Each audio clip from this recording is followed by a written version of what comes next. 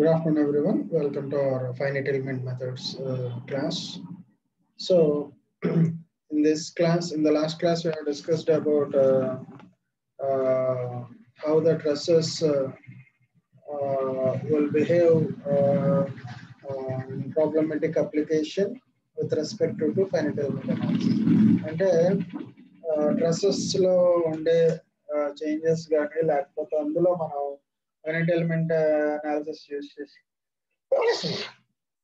Calculate చేస్తున్న procedures, similarly reactions, okay, reaction wise గా calculate చేసాం. సో అది డిఫరెంట్ పారామీటర్స్ లో మనం క్యాలిక్యులేట్ చేసాము.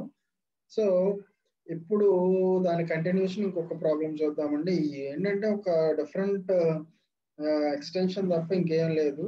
కాకపోతే మనం నేర్చుకోవాల్సిన కంటెంట్ అయితే ఆల్రెడీ మనం నేర్చుకున్నాం థర్డ్ యూనిట్ లో ట్రసెస్ కి సంబంధించి. దీని తర్వాత బీమ్స్ వస్తాయండి. ఈ ట్రసెస్ కి సంబంధించిన ప్రాబ్లం అండ్ ఫార్ములా కూడా మనం లాస్ట్ క్లాస్ లో డిస్కస్ చేసుకున్నాము. ఆ ప్రొసీజర్ కనుక మీరు గుర్తుపెట్టుకుంటే అదే ప్రొసీజర్ తర్వాత కూడా, అంటే ఏ ప్రాబ్లం వచ్చినా అది continue. Okay, so let us go into the class.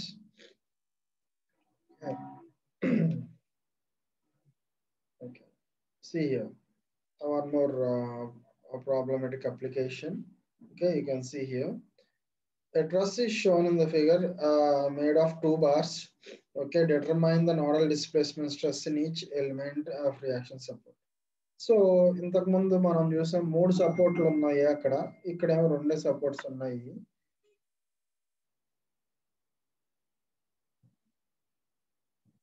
Okay, 2 ఉన్నాయి ఇందులో. మనం ఇక్కడ ఏం చేస్తామంటే ఇంతకు ముందు ఇక్కడ ఒక సపోర్ట్ కూడా వచ్చింది. ఓకే, 1 2 3 4 వచ్చినాయి. ఇప్పుడు 2 ఉన్నాయి అనమాట. అందులో ఏంటో 2 ఎండ్స్ ఆర్ ఫిక్స్డ్. ఓకే, ఒకటి మాత్రమే మనకి డిగ్రీస్ ఆఫ్ ఫ్రీడమ్ ఉంటుంది. అది ఐ థింక్ ఇది మనం అబ్జర్వ్ చేస్తే ఇది సమ్వాట్ ఎఫర్. ఓకే, ఈ ప్రాబ్లమ్ ని మనం ఎలా సాల్వ్ చేయాలి? So this is the condition. మనకి ప్రాబ్లమ్ లో ఎట్లా ఇస్తాడంటే అంటే ఈ లెంత్ లో ఇవన్నీ ఇస్తాడు, నో ప్రాబ్లమ్. ఓకే, సో మిగతా అన్ని కూడా మనం క్యాలిక్యులేట్ అంటే మిగతా అన్ని కూడా మనం అజ్యూమ్ చేసుకొని క్యాలిక్యులేట్ చేసుకోవాలి. Okay, so this is the problem. Okay, ఇదొక బార్, ఇదొక 1 అనే బార్ అయితే ఇది 2 అనే బార్ అండి. ఓకే, ఈ 2 బార్స్ ని జాయిన్ చేసాము మనం. జాయిన్ చేసి ఈ 2 బార్స్ 2 ఎండ్స్ లో ఫిక్స్డ్.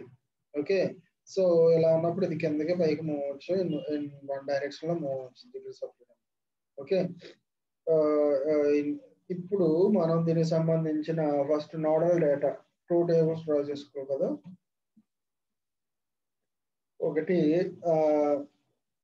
నోడ్ డేటా, ఇంకోటి ఎలిమెంట్ కనెక్టివిటీ డేటా. ఈ రెండింటిని మనం కన్సిడర్ చేసుకుంటాం. ఈ నోడ్ డేటాలో ఫస్ట్ పాయింట్ ఏంటంటే మనం ఇక్కడ కనుక గమనిస్తే ఫస్ట్ నోడ్ అంటే ఇప్పుడు ఫర్ ఎగ్జాంపుల్ ఇది నోడ్ 1, నోడ్ 2, నోడ్ 3, ఈ 3 నోడ్స్ తో అంటే 2 nodes are connected by a element and hence it is called a bar or a element or anything else. Okay, a member అనొచ్చు, జాయింట్ అనొచ్చు, bar అనొచ్చు, ఏదన్నా సరే ఒక 2 nodes ని కనెక్టింగ్ దాన్ని మనం అట్లా అన్నాం. సిమిలర్లీ ఇందులో ఈ ఫస్ట్ నోడ్ 1 దగ్గర మనం కన్సిడర్ చేస్తే 0,0. ఓకే, ఇది యాక్సిస్ అనుకుంటే, ఇక్కడ ఇది యాక్సిస్ అనుకుంటే. సిమిలర్లీ సెకండ్ నోడ్ ఇక్కడ ఉంది. సో ఇక్కడ నుంచి ఇక్కడికి ఎంత అన్నాడు? 750 అన్నాడు. ఇక్కడ నుంచికి 500 mm అన్నాడు. సో ఇది ఎంత అవుతుంది అంటే X distance 750, Y distance 500. So that is the coordinates of the second node coordinates. తర్వాత థర్డ్ నోడ్ ఇక్కడ ఎక్స్ డిస్టెన్స్ లేదు, ఓన్లీ వై డిస్టెన్స్ ఉంది. ఎంత? 500, 0, 500.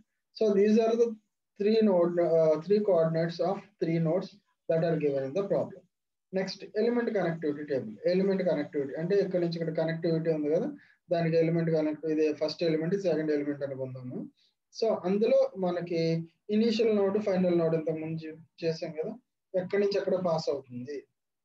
ఓకే, మనం ఇంతకుముందు చూస్తే 1 to 2, 2 to 3, 3 to 1 వచ్చింది. మళ్ళీ అక్కడ 3 to 1, 3 to 4 వచ్చింది ఇంతకుముందు ప్రాబ్లం. ఓకే, ఇప్పుడేమవుతుంది? 1 to 2, 2 to 3 వెళ్ళింది. సో ఫస్ట్ ఇది ఎలిమెంట్ 1 to 2 వెళ్ళింది. Okay, 1 initial, final 2. Okay, length LE calculate చేయండి. LE is equal to x2 minus x1 plus y2 minus y1 whole square root of. ఇది x1 x2 అనుకో, ఇది y1 y2 అనుకో.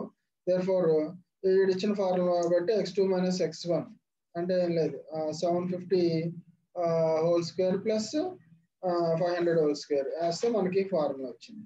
And next L is equal to x2 minus x1 అంటే ఇక్కడ x2 అంతా 750 divided by ఈ 901 ఎంత వస్తుంది క్యాలిక్యులేట్ చేయండి. Similarly y2 minus y1 calculate చేయండి.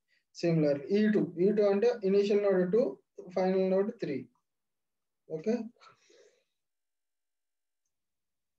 Distance length of the thing ఇది ఎంత డైరెక్ట్ 50 అది హారిజాంటల్ గా ఉంది కాబట్టి 750 అయిపోయింది. No problem. ఓకే, అండ్ ఇంకా హారిజాంటల్ లేకపోతే మనం క్యాలిక్యులేట్ చేసినా అదే వస్తుంది.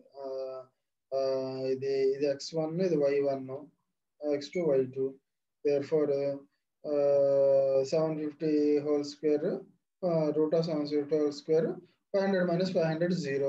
750 whole square root ఏమవుతుంది రూట్ స్క్వేర్ క్యాన్సిల్ 750 మిగులుతుంది.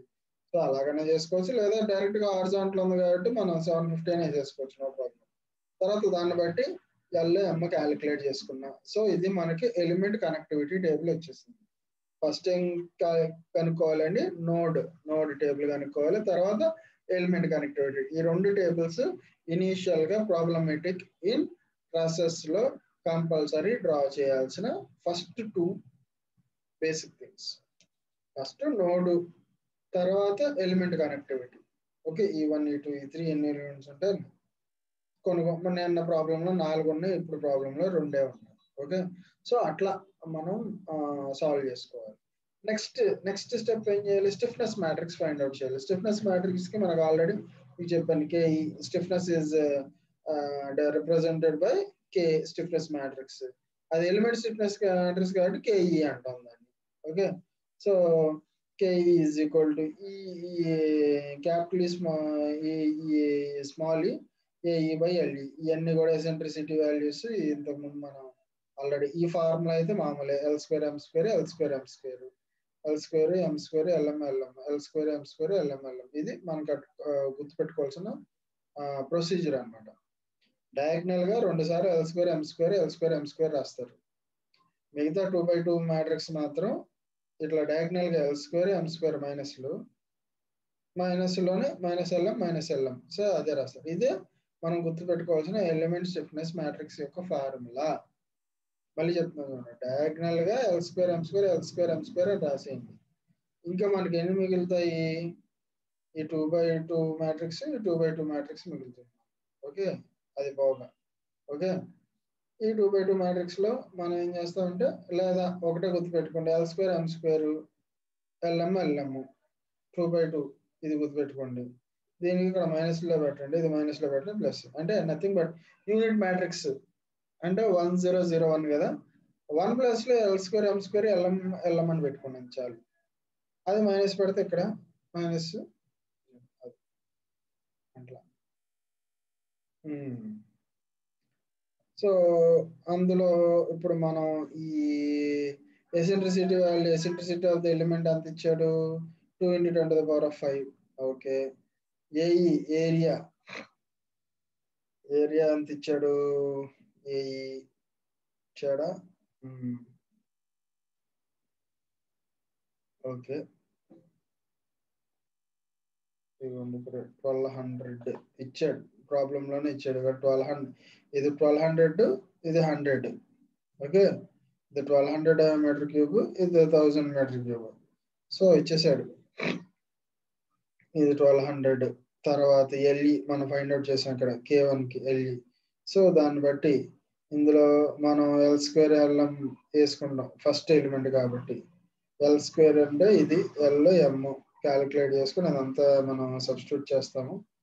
తర్వాత ఎలిమెంట్ 2కి K2కి, సో K2లో మారేది మనకి ఇది ఒకటే, ఏఈ మాత్రమే మారుతుంది, 1000 వేసుకుంటాం. సిమిలర్లీ ఇక్కడ ఎల్ఈ వచ్చేసి 750 వేసుకుంటాం.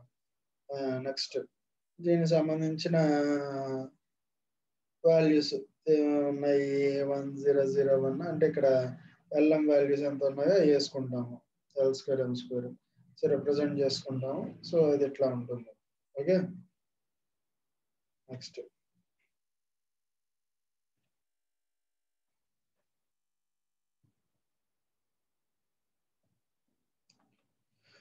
therefore k is equal to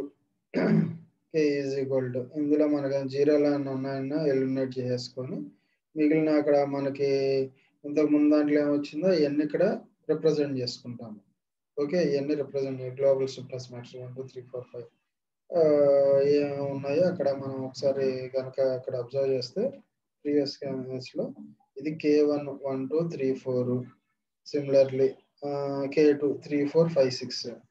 అంటే ఏం చేస్తారు ఇప్పుడు 1 2 3 ఓకే 4ని మనం ఈ 1 2 3 4లో 3 4 5 6లో ఈ 5 6 1 2 మాత్రం సపరేట్ గా పెట్టేసుకొని మిగిలినవి మనం యాడ్ చేసుకోవడం అంతేనండి.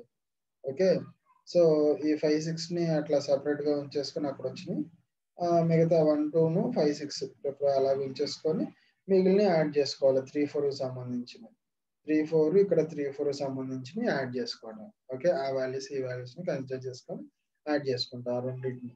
ఓకే, కావాలంటే చూడండి ఒకసారి. ఇక్కడ ఎంత వచ్చింది 1.84. ఓకే, 1 1 1.84. నెక్స్ట్ 2 1 చూడండి 1.22.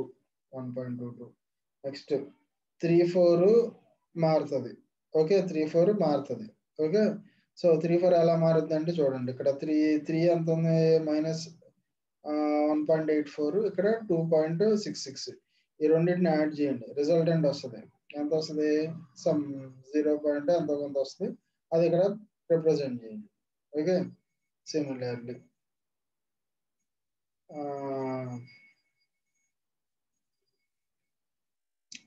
4 -1.22. ఓకే, సో దీన్ని యాడ్ చేస్తే 4 దీన్ని యాడ్ చేస్తే అదే వస్తుంది. Similar next 5.2.66. ఓకే, సో అది రిప్రజెంట్ చేశారు 6. ఓకే, అట్లా ప్రతిదీ కూడా మనం అక్కడ ఇచ్చినట్టు రిప్రజెంట్ చేసుకుంటామండి. ఓకే, therefore మీరు కనుక అబ్జర్వ్ చేస్తే సో ఆ 2 మ్యాట్రిక్స్ నుంచి మనం గ్లోబల్ స్టిఫ్నెస్ మ్యాట్రిక్స్ ని ఫైండ్ అవుట్ చేస్తాము. ఫైండ్ అవుట్ చేసిన తర్వాత ఇప్పుడు మనం ఇందులో చేయాల్సింది ఏంటంటే ఈక్విలిబ్రియం ఈక్వేషన్. అందులో ఏం చేస్తామంటే Q1 Q2 Q5 Q6 జీరోలు అయిపోయింది. Okay, Q1 Q2 Q5 Q6 zero అయిపోయింది. therefore F4 is equal to మనకు ఆల్రెడీ ఏమి ఇచ్చాడు ఇక్కడ మనం డయాగ్రామ్ కనుక చూసుకుంటే ఇక్కడ మనకు ఒక ఫోర్స్ ఇచ్చాడు. ఎంత ఇచ్చాడు ఇక్కడ ఫోర్స్? ఇది Q1 Q2 అంటే ఇక్కడ ఇనీషియల్ అండి. Q1 Q2 ఈ రెండు ఫిక్స్డ్ కాబట్టి జీరో అయిపోయినాయి. ప్రాబ్లం ఒకసారి చూడండి, ఇక్కడ ఫిగర్ ఇక్కడ సపోర్ట్స్ ఉన్నాయి. ఇది ఇంక్లైన్డ్ పొజిషన్ లో ఉంది కాబట్టి we have to resolve the forces into two direction, that is F cos theta F sin theta. Similarly అలాగే అనుకుంటే Q1 Q2 అనుకుందాం. ఓకే, సో ఇది ఫిక్స్డ్ కాబట్టి Q1 Q2 జీరో అయిపోతుంది. సిమిలర్లీ ఇది ఫిక్స్డ్ కాబట్టి ఇక్కడ Q5 Q6 అన్నాడు. యాక్చువల్గా అసలు ఇందులో నాకు తెలిసి ఏముండదు, రెండు గడి జీరో అయిపోతుంది. ఇందులో కూడా మనకు వర్టికల్ గా మనం పాయింట్ లోడ్ అప్లై చేస్తున్నాం 50 కిలోన్యూటన్స్. సో అందుకే హారిజాంటల్ గా ఉండేది జీరో అయిపోతుంది. ఓన్లీ Q4 మాత్రమే మనకి యాక్టివ్ గా ఉంటుంది. ఓన్లీ Q4 మాత్రమే మనకి యాక్టివ్ గా ఉంటుంది. సో అందుకని మీరు ఇక్కడ కనుక అబ్జర్వ్ చేస్తే Q4 మాత్రమే F4 ని కన్సిడర్ చేసుకున్నాడు. ఓకే, F4 మాత్రమే కన్సిడర్ చేసుకున్నాడు ప్రాబ్లం బట్టి. Okay, so therefore that is equal to continuity equation ఏంటి? KQ is equal to F. K అంటే ఇది, Q అంటేనేమో Q1 Q2 Q3 4. therefore F అంటేనేమో అన్ని ఫోర్సులు జీరో అయిపోయినాయి, ఓన్లీ ఫోర్స్ మాత్రం -50 కిలోన్యూటన్ అని మనం ఇప్పుడే ప్రాబ్లం బట్టి మనం పెట్టుకున్నాం. సో దీన్ని మల్టిప్లై చేసాం using elimination method of boundary condition. ఇవన్నీ కూడా జీరోలు అయిపోయినాయి మనకి. ఆ elimination therefore at node 1 hinged support Q1 is equal to 0, Q2 అది జీరో అయిపోయింది. therefore hinge support q5 q6 ఆ రెండు 0 అయిపోయినాయి. సో మనకి ఇంకా మిగిలినవి ఎన్ని అంటే రెండు మిగిలినాయి, 3 4 మాత్రమే మిగిలినాయి. 1 2 0 అయిపోయింది, 5 6 0 అయిపోయింది, 3 4 మాత్రమే మిగిలింది. సో ఆ రెండింటికి సంబంధించి మనం క్యాలిక్యులేట్ చేద్దాం. ఆ రెండింటికి సంబంధించి 3, సో ఈ రెండు పడుతున్నాయి అనమాట. అక్కడ 3 ఈ రెండింటిని మనం తీసుకుంటాము, మిగతా అంతా ఎలిమినేట్ చేసుకుంటాం. 4.5 1.22 1.22 0 ఈ దీనికి సంబంధించి ఇది 3/3 3/4 అలాగే 4/3 4/4. సో దానికి సంబంధించిన ఇది. నెక్స్ట్ ఇక్కడ కూడా 4 5కి సంబంధించింది కాబట్టి 0 అదే 3 4కి సంబంధించి 0 -50. సో దాన్ని బట్టి రెండింటిని మల్టిప్లై చేస్తే Q3 Q4 మనకు వచ్చింది. దేర్ఫోర్ నెక్స్ట్ ఇప్పుడు దీన్ని బట్టి ఏమొచ్చింది మనకి Q3 Q4 వచ్చేసినాయి. ఇప్పుడు స్ట్రెస్సెస్ స్ట్రెయిన్స్ వచ్చేసినాయి, స్ట్రెస్సెస్ కావాలి మనకి. Sigma is equal to E1 L1 by -L -M LM into ఇది మనకున్న ఫార్ములా. ఓకే, ఫార్ములాను బట్టి ఇక్కడ LM అంటే ఏంటి, ఇన్ ద ప్రీవియస్ కేసులో అంటే ఫస్ట్ కేసులో LM అంటే ఫస్ట్ ఎలిమెంట్ కి మనం LM టేబుల్లో ఫైండ్ అవుట్ చేసాం కదా, ఆ LM అని ఇక్కడ రిప్రజెంట్ చేస్తాం. L అంటే ఎంత, M అంటే ఎంత, Q1 Q2 Q3 Q4 అవి రిప్రజెంట్ చేస్తాం. దాన్ని బట్టి మనకి సిగ్మా 1 అంటే ఫస్ట్ ఎలిమెంట్ లో గల స్ట్రెస్ వస్తుంది, అట్లాగే సెకండ్ ఎలిమెంట్ లో గల స్ట్రెస్ వస్తుంది. ఓకే, సో దీన్ని బట్టి మనకి ఆల్మోస్ట్ 2 కండిషన్స్ వచ్చేసినాయి. Next reaction forces. ఇంకా మనకి మిగిలింది ఏంటంటే రియాక్షన్ ఫోర్సెస్ క్యాలిక్యులేట్ చేయాలి. ఓకే, రియాక్షన్ ఫోర్సెస్ ఏమున్నాయి మనకి, రెండు ఫిక్స్డ్ ఉన్నాయి. అక్కడే కదా మనకి రియాక్షన్స్ ఉండేవి. ఏంటిది అది, నోడ్ 1 నోడ్ 3. ఓకే, అంటే ఇయే కదా మనకి రియాక్షన్ ఫోర్సెస్, మనకి ఈ రెండు ఫిక్స్డ్. సో ఇక్కడ రెండు రియాక్షన్ ఫోర్సెస్ ఉంటాయి, R1 R2 R5 R6. So అయ్యే మనకి reaction forces. Therefore R is equal to KQ minus F. మనకి దీనికి ఉన్న ఫార్ములాని బట్టి R is equal to KQ minus F. K into Q represent చేసుకొని -F దాంట్లో నుంచి తీసేస్తే ఏమవుతుందంటే నథింగ్ బట్ ఆల్రెడీ మనకి KQ మనకు తెలుసు, F కూడా తెలుసు. సో దాన్ని అక్కడ రిప్రజెంట్ చేసుకున్నాం. K అంటే ఎంత, Q అంటే ఎంత, K into Q సబ్స్టిట్యూట్ చేస్తే ఎంత వస్తుంది. సో దాన్ని ఇక్కడ రిప్రజెంట్ చేసుకున్నాం. దేర్ఫోర్ దాన్ని బట్టి మనం దాన్ని సాల్వ్ చేస్తే R1 is equal to total 1 into 1 1 1 2 into 0 1 3 ఇది ఇంటూ ఇది, తర్వాత ఇది ఇంటూ ఇది, మిగతా 0 అయిపోతాయి. ఈ రెండు 0 అయిపోతాయి, ఇది ఒకటి మిగులుతుంది మనకి. దేర్ఫోర్ ఆ రెండింటిని మల్టిప్లై చేస్తే ఎంత వస్తుందో మనం క్యాలిక్యులేట్ చేసి ఇక్కడ వేస్తాం. సిమిలర్లీ R2 వచ్చేసి దీంట్లో ఈ రెండు 0 కాబట్టి ఈ రెండు 0 అయిపోతుంది, మళ్ళీ మిడిల్ మిగులుతాయి, రెండు 0 0 సరిపోయింది. నెక్స్ట్ R5 వచ్చేసి థర్డ్ ఒకటే. Okay, third fourth fifth. Okay, third ఒకటే మిగులుతుంది మనకి. సిమిలర్లీ R6 అన్ని 0 అయిపోతున్నాయి, ఇవన్నీ 0 కాబట్టి ఇది కూడా 0 అయిపోతుంది. సో దాన్ని బట్టి 10⁵ వేసుకొని దాన్ని క్యాలిక్యులేట్ చేసుకుంటాం. ఓకే, సో ఇందులో డిఫికల్టీ ఏం లేదంటే, నేను కంటిన్యూషన్ ఎందుకని ఇంకో ప్రాబ్లం చెప్పాను అంటే, ప్రొసీజర్ ఏం మారలేదు. లాస్ట్ క్లాస్ కి ఈ క్లాస్ కి మీరు క్లియర్ గా అబ్జర్వ్ చేసుకుంటే ప్రొసీజర్ అనేది ఏం మారలేదంటే, మనకు ఓన్లీ కూడా నెంబర్ ఆఫ్ ఎలిమెంట్స్ మారుతాయి, నెంబర్ ఆఫ్ ఫిక్స్డ్ ఎండ్స్ మారుతాయి, లేకపోతే number of degrees of freedom అంటే మూమెంట్ మారుతాయి, రోలర్స్ కానీ వేరే వస్తాయి, అంతే తప్పితే మీకు ప్రాబ్లంలో ఇచ్చే డేటాలో కానీ లేకపోతే ఇన్ఫర్మేషన్లో కానీ లేకపోతే చేయాల్సిన ప్రొసీజర్లో ఏది మారదండి. ప్రొసీజర్ అయితే సేమ్ సీక్వెన్స్ లో ఫస్ట్ రెండు టేబుల్ డ్రా చేసుకుంటాం, నోట్ సెంట్రల్ క్యాలిక్యులేట్ చేసుకుంటాం, తర్వాత మిగతా దీనికి సంబంధించిన లెంత్లు క్యాలిక్యులేట్ చేసుకుంటాం, స్ట్రెస్లో ఇన్ని క్యాలిక్యులేట్ చేసుకుంటాం, నోడల్ టేబుల్ ఒకటి వేసుకుంటాము. ఓకే, దాని తర్వాత స్టెప్ బై స్టెప్ మనం దాంట్లో ఉన్న ఎలిమెంట్ స్టిఫ్నెస్ మ్యాట్రిక్స్, ఎన్ని ఎలిమెంట్స్ ఉంటే అన్ని element stiffness matrix find out చేస్తాము.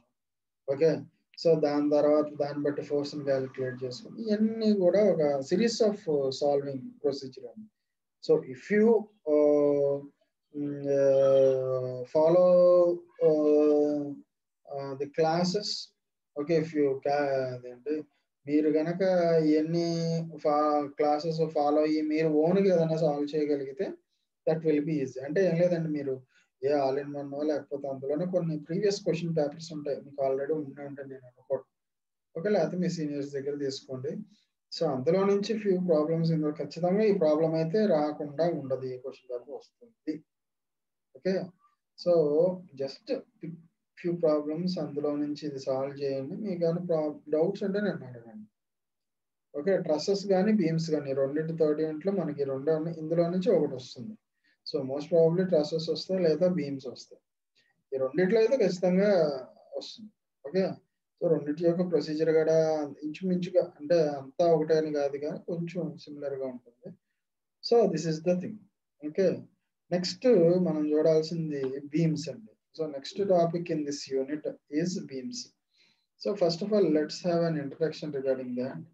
What is meant by beam?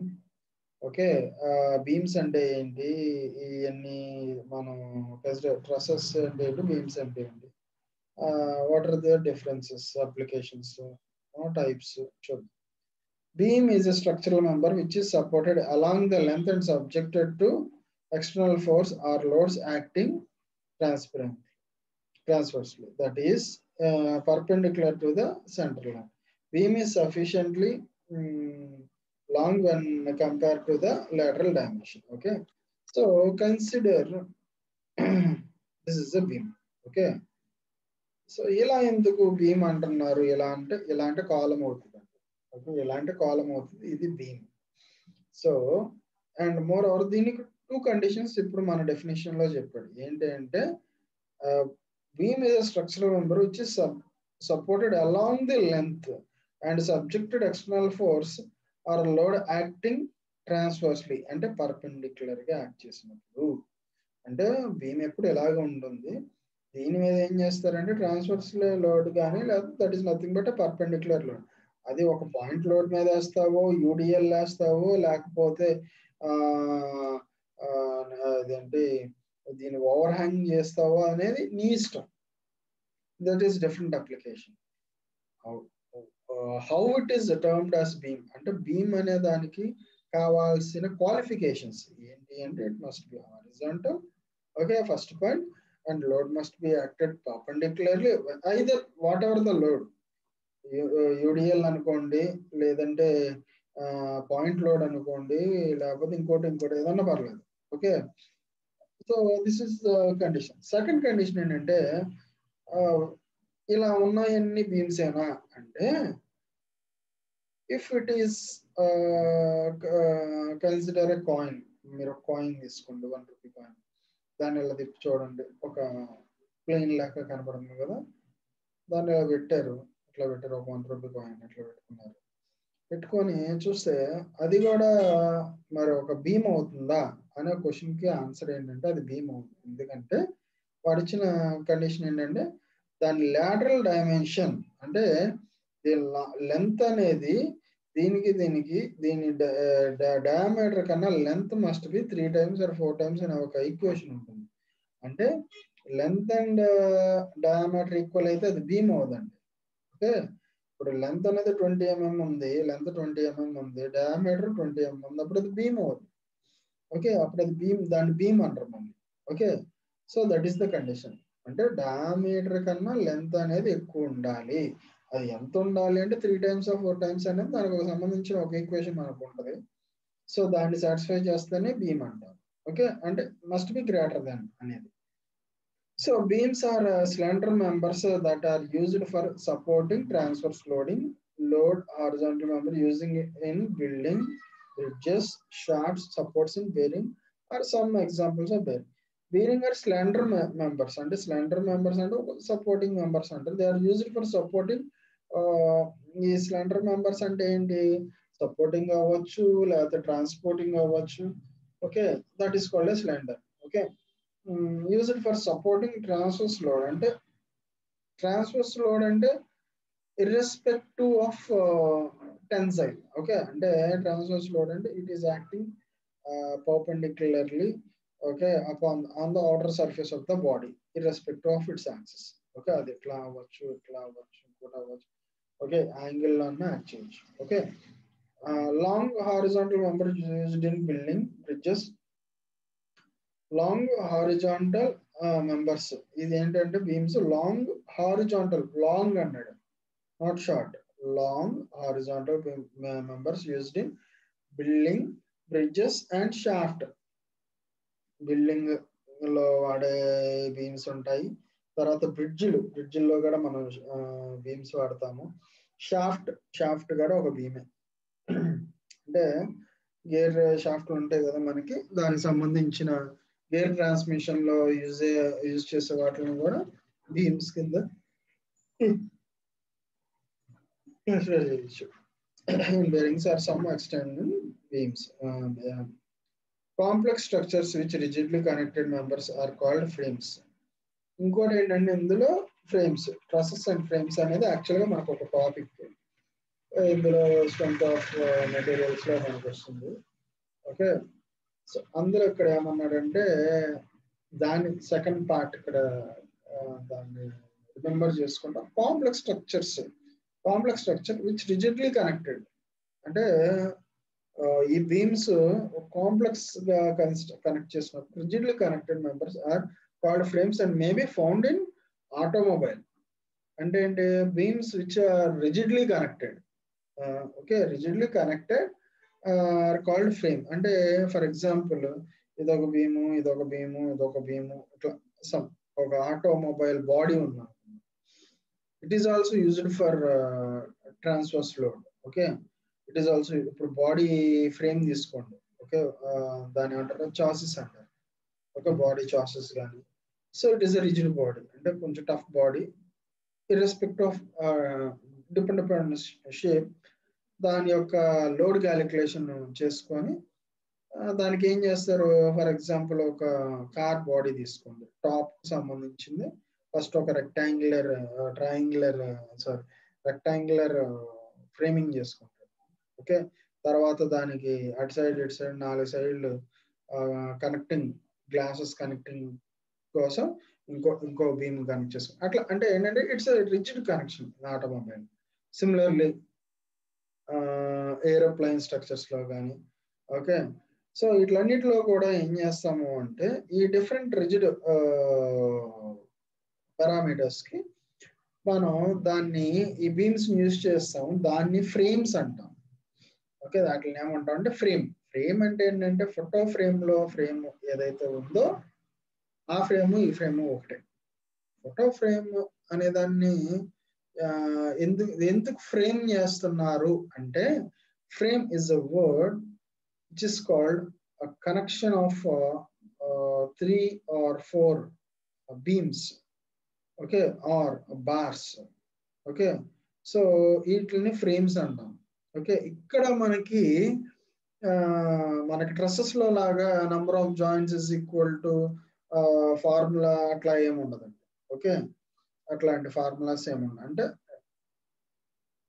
నీడ్ని బట్టి ఇది సాటిస్ఫై చేయాలి, అదే ఇక్కడ ఉండే కండిషన్. అంతకు మించి ఇందులో ఎలాంటి కండిషన్స్ ఉండవు.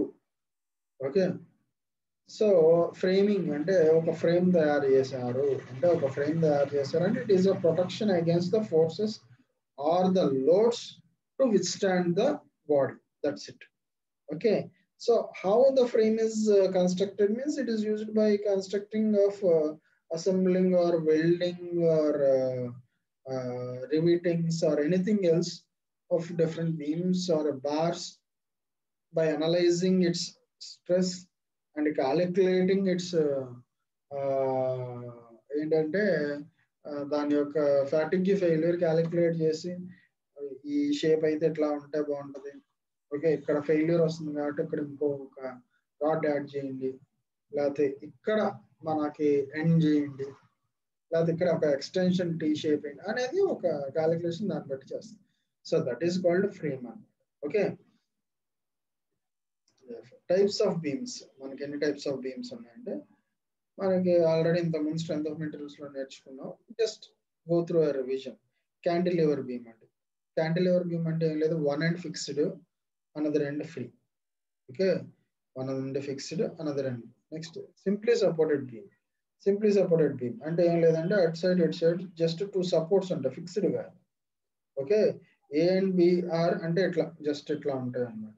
That is called simply supported. Okay, it is not the ends, just supporting the two ends.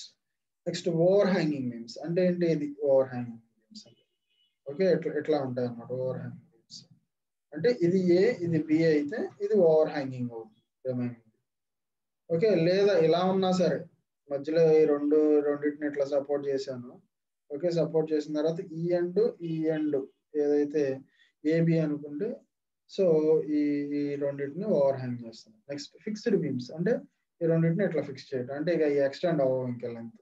Okay, horizontal. Next continuous beams అంటే ఇక దీని సపోర్ట్లు ఇచ్చుకుంటూ వెళ్తా ఉంటే అది కంటిన్యూ అవుతూ ఉంటుంది some X distance. Okay, next transverse loading on beams. Transverse loading అంటే ఏంటి, load which is acting vertically downwards on the horizontal beam is called transverse. అంటే ట్రాన్స్వర్స్ లోడ్ అంటే ఏం లేదండి, ఇప్పుడు ఇది ఒక సింప్లీ సపోర్టెడ్ బీమ్ కి డబ్ల్యూ అనే లోడ్ నేను అప్లై చేశాను. ఓకే, డబ్ల్యూ అనే లోడ్ లేకపోతే ఒక దీని బెస్ట్ ఎగ్జాంపుల్ ఏంటంటే జస్ట్ మీరు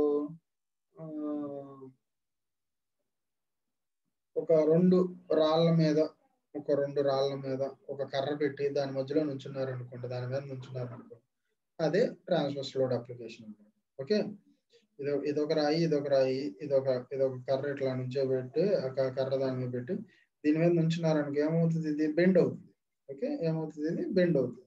so that procedure is called transverse loading of a beam అనమాట. దేర్ఫోర్ ఇందులో మనం చూస్తే pointer concentric load.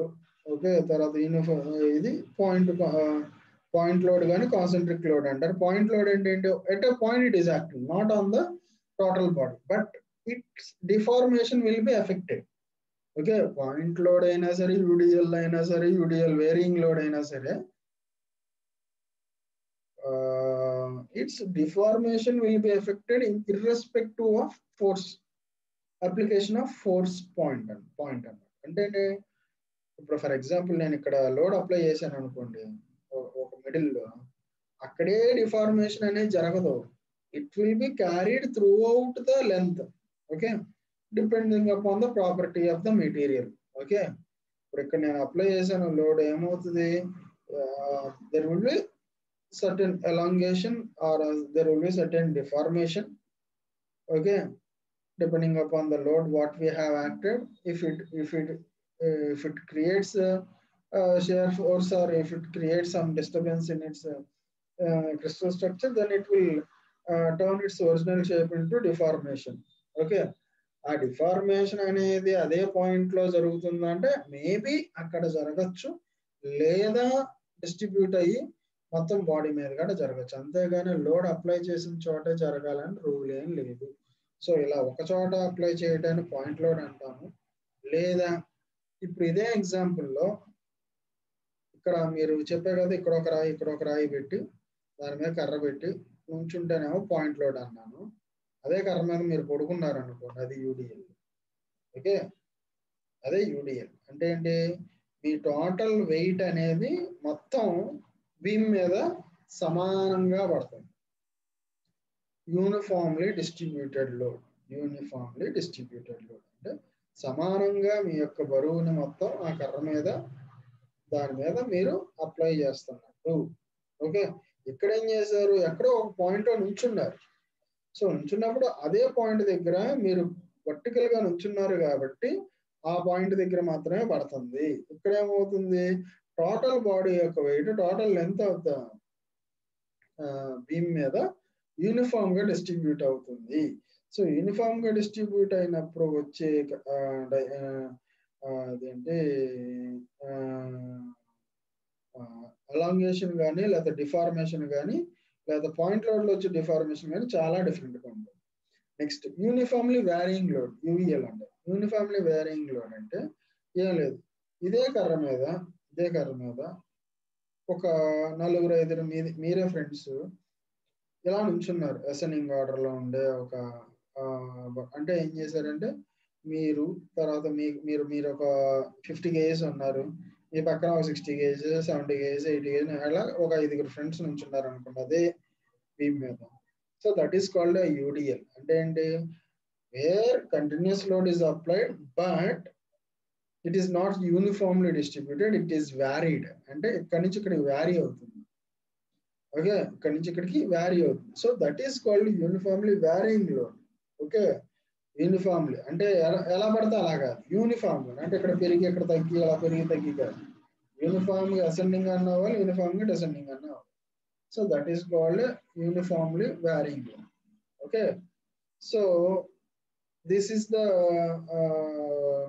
Basic introduction for beams. ఇంకా తర్వాత ఇంకా చాలా ఉన్నాయి ఇందులో, అవన్నీ కూడా చూద్దాము. సో మీకు ఈ బీమ్స్ దగ్గర నుంచి, ఈ బీమ్స్ లో కూడా సేమ్ ఇంతకు ముందు చేసినట్టు ప్రాబ్లమ్ సాల్వ్ చేస్తాము. 2 మెథడ్స్ ఉంటాయి, హెర్మిటైట్ మెథడ్, మామూలు లోడ్ అప్లికేషన్ మెథడ్. ఇవన్నీ మనం చేసిన తర్వాత సేమ్ బౌండరీ కండిషన్ క్యాలిక్యులేట్ చేస్తాము, ఎలిమెంట్ స్టిఫ్నెస్ మ్యాట్రిక్స్ క్యాలిక్యులేట్ చేస్తాము. సేమ్ ప్రొసీజర్ అందులో ట్రస్సెస్ సైట్ లో ఎలా ఉందో బీమ్స్ లో కూడా అలాగే ఉంటుందండి.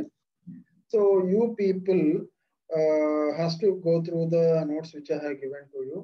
ఓకే, అండ్ మీరు ఇందులో ఏమైనా డౌట్స్ ఉంటే నన్ను అడగండి. అండ్ ఇంతకుముందు చెప్పిన ప్రాబ్లమ్, అంతకుముందు లాస్ట్ క్లాస్ లో చెప్పిన ప్రాబ్లమ్, రెండింటిని కూడా మళ్ళీ ఒకసారి చూడండి. సో డైరెక్ట్ వచ్చే ప్రాబ్లమ్స్ అయ్యి ఓన్లీ ప్రొసీజర్ నేర్చుకుంటే మీకు ఈజీగా 15 మార్క్స్ వస్తాయి. Okay, so I hope you understand the class. If you having any doubts regarding this, please communicate with the proper channel. Okay, thanks for listening the class. Thank you.